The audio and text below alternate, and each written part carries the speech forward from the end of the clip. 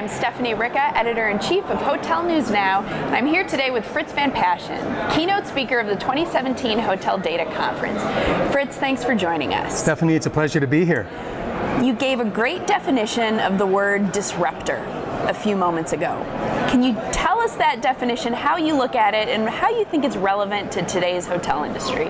I think disruption is hugely relevant to today's hotel industry, and the way I define disruption is, to be disrupted is to wake up one day and realize you're in trouble.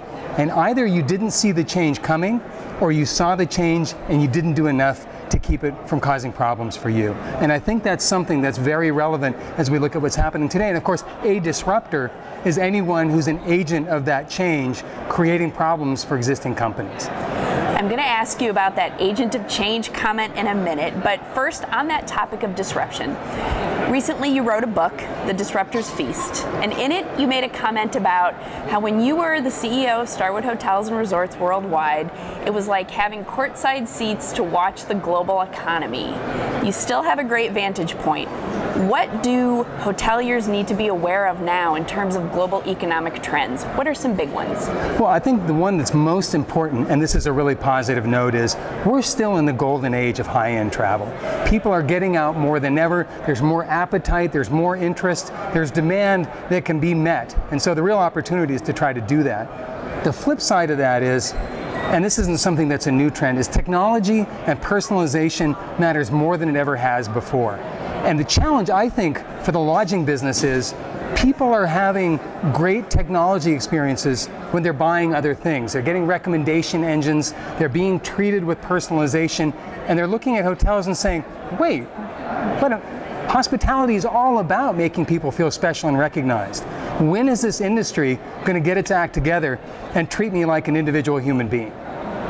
So on that topic, what are some ways you think the global hotel industry is innovating well right now?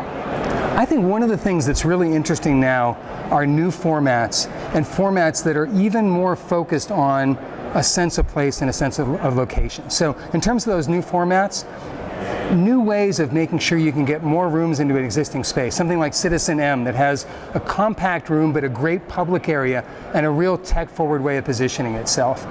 Authenticity, a sense of place, I think this is the opportunity today for boutique independence, for hotels that have an individuality, that are not just about the location where they are, but they're about the quirky personality of the owner and the designer that created that hotel.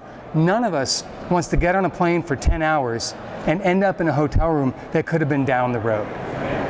So on the flip side of that question, where are some opportunities for hoteliers to take better advantage of innovation? Where are they falling short that they could be doing better at?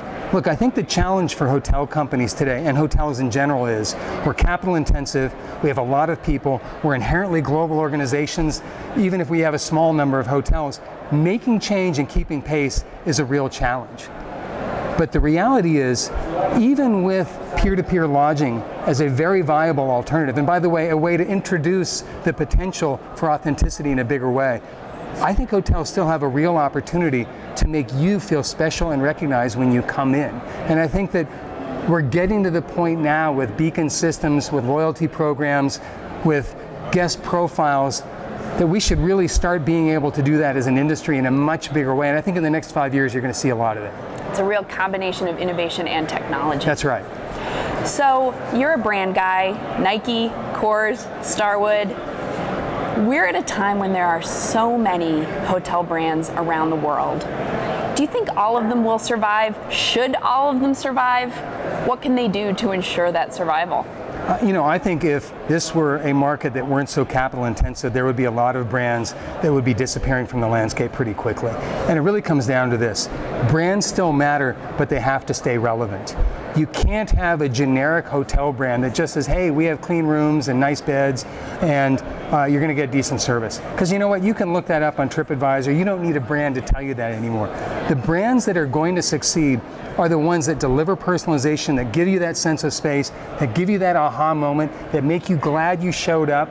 All of those things, which is really kind of basic hospitality translated into a digital age. And I think some brands that do that, whether they're hotel brands that are signs on buildings or whether they're loyalty programs, have extraordinary potential. Brands that are generic, I think, are going to disappear, not tomorrow and not in 10 years, but over time they'll be in a steady, painful decline. So speaking of brands, I'm sure you keep an eye on some of the former Starwood brands now with Marriott. What's your take on where they stand right now? I think, you happy? Well, look, I did believe that consolidation needed to happen, because in order for the hotel companies to compete, they need to think of themselves as technology platforms. And the only way to work as a technology platform is either to be very small and agile, and it's hard to be small when you're big, obviously. So you have to figure out how to use your size to your advantage. And I think that the fact that there are 30 brands together is complicated. But think of it this way, Unilever has what, like 400 brands? You can manage multiple brands in a single organization, but you have to be focused on making sure that each brand stays distinctive and compelling. I mean, the advantage of having a lot of brands is you can have each brand stand for a certain kind of traveler. You don't have to try to reach out to too many people. And I think as long as Marriott invests in a technology platform that keeps people staying within their program, and they keep each brand distinctive and compelling, and they leverage their scale, Starwood's brands could be in a very good place. It'll be interesting to watch. So we're in a period of tremendous change, and earlier in the conversation you mentioned how everybody needs to be a change agent. What's one thing that you could tell hoteliers how they can go about becoming that change agent within their own organization? I think no matter what you do, the important thing is to keep looking outside. And however you're doing your job today, just assume there's someone somewhere doing what you do in a different way, probably enabled by technology, that's going to be better than the way you've been doing this. And to have the mindset that says, no matter what I'm doing today and how successful I've been, the seeds of my failure tomorrow are the belief that the way I'm doing it today is the way I should keep doing it. That's a great note to end on. Thanks for joining us, Frits. Thank you so much, Stephanie.